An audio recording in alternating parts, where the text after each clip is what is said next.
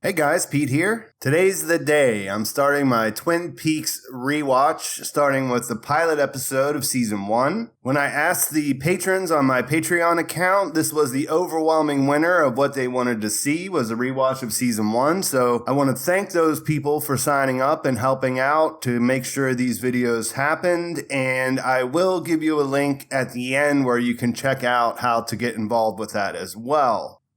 So I had to think about this quite a bit because we've all seen this. We've all watched it several times. The only thing that's really changed with it now is that Season 3 has come and gone. We learn more about the mythology and what's going on in both Season 3 and in the secret history of Twin Peaks. And to be honest, this has been done quite a few times over the years.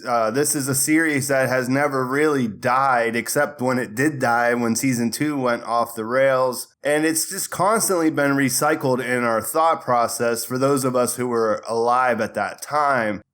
This is my first time rewatching it since Season 3 aired, obviously. I watched it beforehand to get ready for Season 3, and I have a different take, not a much bigger take, but I do have some things that I'll point out towards the end here.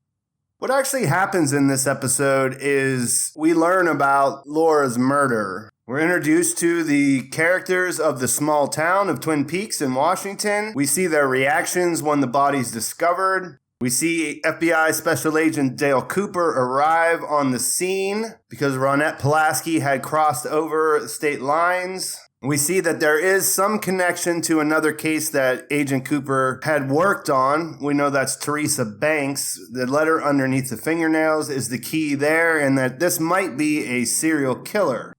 We learn that there's more to Laura than what everyone seems to know. We know that she had a boyfriend, Bobby, who had a secret girlfriend, Shelley, and that Laura was also seeing James on the side. James actually had a thing for Laura's friend, Audrey, it turns out, and those two get together. But there's something that you have to notice right away. Laura never appears except for being wrapped in plastic in the bag like a wonderful bouquet. But she is the main character. Everything that happens in the beginning of this series is related to people who knew her, their connections with her, what they thought about her, whether they liked her, whether they didn't like her, so on and so forth. She's very complicated, but at this point we don't exactly know why. We just know that everybody has felt the pain of her death. There's two major things that came up for me on this rewatch that I hadn't thought about so much the last time I watched it. And the first one is that how straightforward everything is as far as things go. Don't get me wrong, there's a very deliberate pace that is slow for most people's tastes, and some people don't like the show because of that. But what really makes this the compelling episode is the straightforwardness of the tragedy of the murder and the way that it affects everyone. What I've always remembered about Twin Peaks after the fact is all the crazy, mysterious stuff that happens, with the lodges, the strange characters, but there's really not any of that in this. Sarah Palmer has a vision at the end, and that's really the only supernatural event that I can think of after watching this time. The other thing I noticed, and I think this does have to do with Season 3 and watching that, is how efficiently each one of these characters is defined. And I think this is a big Mark Frost influence here. And we meet them very quickly, most of them. It's like, I don't even know, there has to be 30 different people that we meet in this hour and a half. And we learn what their deal is almost right away. Like we just they either say something or they act away or they look away. And we get a really good idea of, I want to know more about this character because of this, It's pretty masterful when you think about it. I was reading some things and, somebody said that the pilot of Twin Peaks is the best piece of film that David Lynch ever made. And, they of course attributed that to the fact that he worked together with Mark Frost here. And the reason why it's so bulletproof and stands up so well is because that mutual collaboration really paid off when it comes to these two people coming together. And yeah, this is, obviously this is the episode that they pitched. This is the story that they pitched. They wrote this one together. David Lynch directed this one. And there's really no big problems with it. I think about it in retrospect, like, does it hold up? Would young people be able to watch this now and get into it the same way I did at the time? I think the answer is probably no. And I think that pacing probably has something to do with it, but it doesn't make that pacing better or worse than what we see now. It was really good at what it did. You can see this throughout, TV shows from all eras, and I think that's what makes this timeless. I mean, they look a little bit goofy because it's the 90s and, late 80s into the 90s where things looked a little bit goofy. Let me tell you, I was there, and at the same time, they're all kind of a throwback. I mean, obviously, Agent Dale Cooper's a throwback. He's a character that we don't see in TV anymore. We trust him. He seems on the level. He's happy, excited about life, and we don't really ever find anything out that contradicts that. That's way more of a, old-time kind of character, good guy. Nowadays, everybody's shades of gray. I mean, he was pretty much a guy in a white hat. Harry S. Truman's also the same. We do get a little bit of an idea that he's sneaking around with Josie, but that's not all that terrible in any way.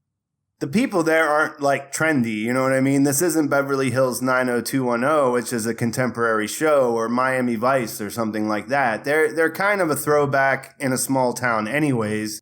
So I think it's kind of timeless, but I think what people wouldn't like about it today is the same thing that people started to stop liking about it back then.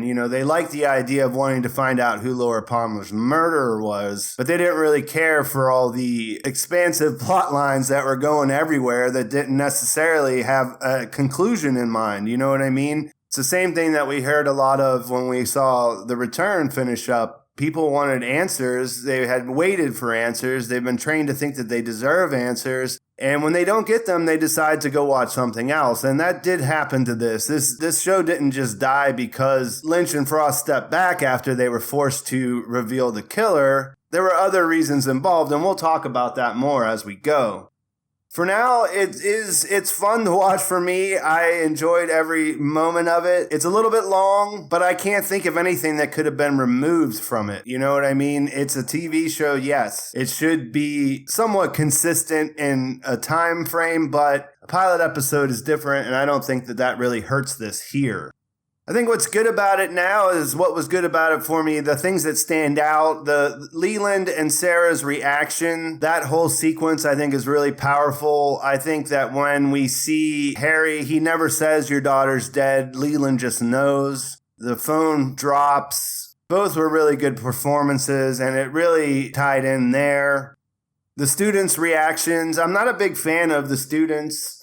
I have to be honest about that. I don't really like those storylines that much. I understand why they're there, but when I watched it even back then, I was never into those parts of the story. I mean, Audrey was interesting, but the James and Donna stuff, it just kind of always grated me for some reason.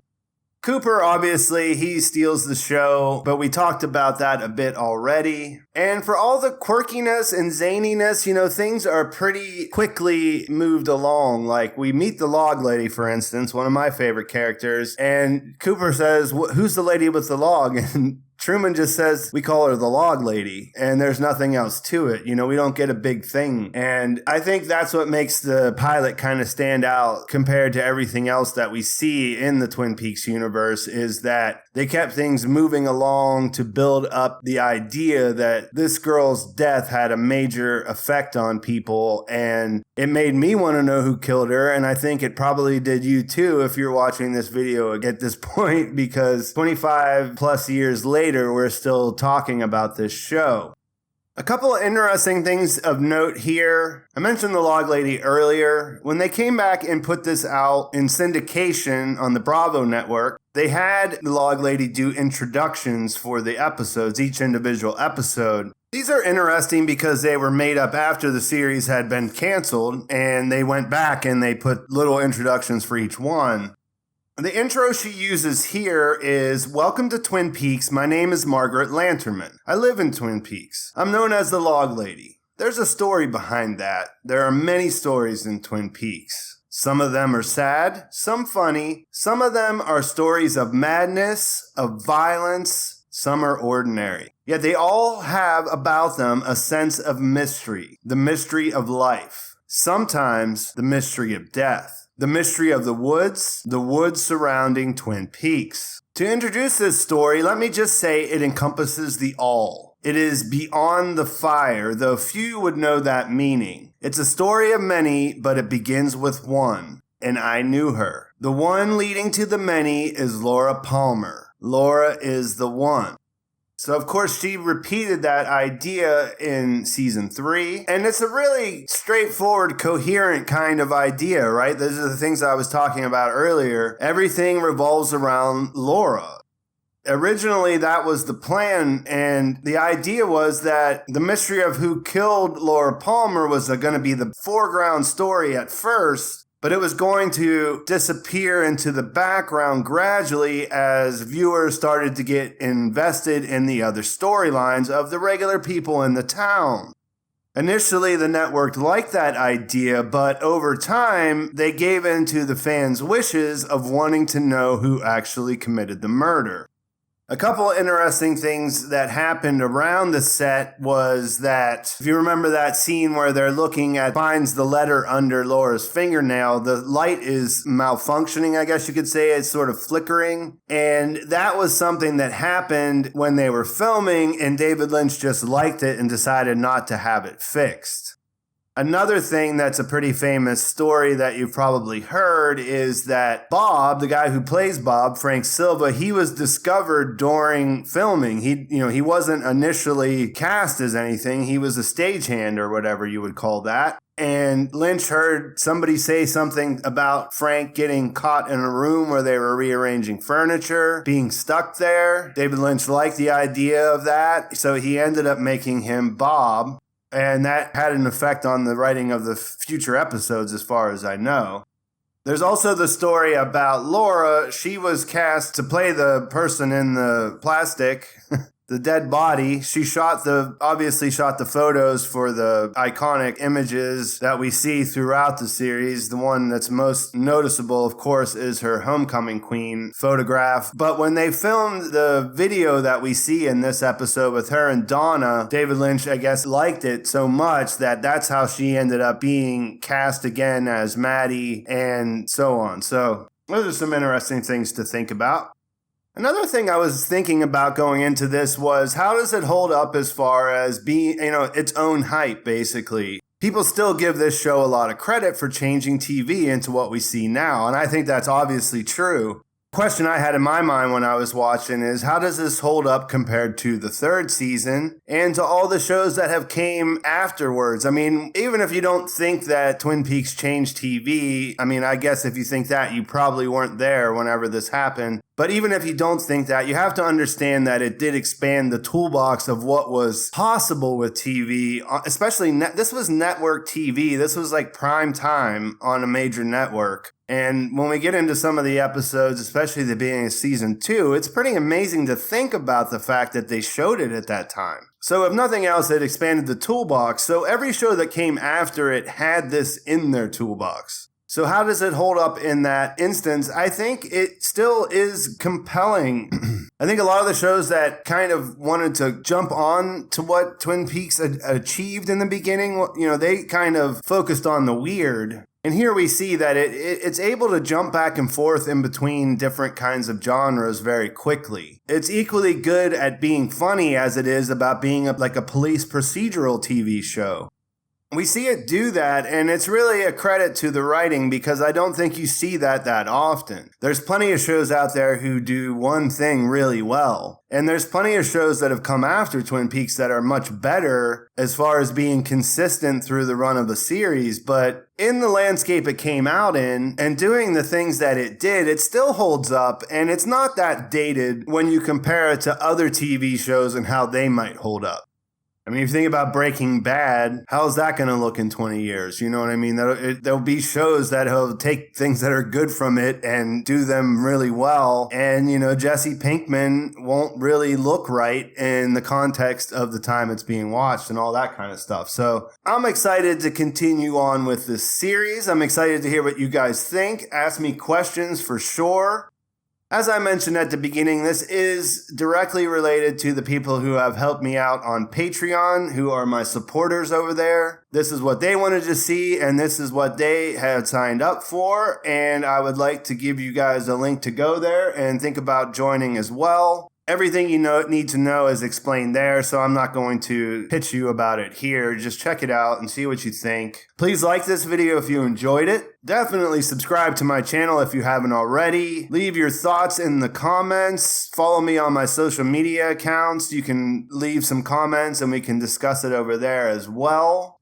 Just to give you an idea of how I got into Twin Peaks, I was introduced to David Lynch through Blue Velvet. I first watched that in my high school years. Back then, they used to have mom and pop video stores in neighborhoods in cities. It was before Blockbuster sort of took over that whole thing. And they would have a pretty good variety, believe it or not, even in small towns. And Blue Velvet was on the shelves one day. It stood out as something interesting because it had the little palm leaves on it, because it had won some awards. And me and my friend picked it up. We watched it, and we didn't really know what we thought about it, but we loved it. So that kind of opened the door to a lot of things to me, and I mostly watched David Lynch's movies as they appeared, saw most of them in the theaters over the years, but I've not been a huge David Lynch obsessed kind of fan. I've always enjoyed his work. I think he's great. I think that he approaches movie making as an artist approaches making visual art or a musician making music, and I think it's really refreshing most of the time. The thing about Twin Peaks was I didn't watch TV when it came out at all. Like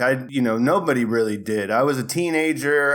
It came out in 1990, so I was in my senior year of high school. So I was about the age of the people that were in the show. There was a lot of hype about it. I did know David Lynch. I knew this was an interesting thing. And what really got me into it was an older kid I knew was talking about it. And, I'm not really sure if I really would have watched it when it first came out. I really enjoyed Firewalk with Me when it first came out. I was more into movies than TV shows. I think pretty much everybody was. The quality of movies was a lot higher than TV was at that time. Of course, Twin Peaks played a big part in that changing over the last couple decades. But yeah, the Twin Peaks opened the door to rewatching and rewatching over the years. Definitely watched season 1 more than season 2, but both of them are good. Although season 2 definitely has its problems, but we're going to do season 1 here. We're going to see how it goes. And then probably if the Patreon's still going and there's still interest, then we will go straight through season 2 as well. I do have to mention the music in season 1 after watching season 3, which I loved. And obviously you can't compare both because seasons 1 and 2 were made at a different time when nothing like that at all was on TV. So of course season 3 would be different, but I probably like season 3 the best out of all of them. But the music in season 1 and 2 is just amazingly cool. It's like an extra character in the scenes, I think sometimes. And even though we got it in smaller doses in season 3, I really enjoy the saturation of the music in season 1 and season 2. So in the next installment, which will be following sometime next week, I guess, we'll get to see an episode that Lynch and Frost wrote, but David Lynch did not direct. There's a different director, so we'll see how that holds up. Until then, thanks for watching, guys. I'll talk to you soon.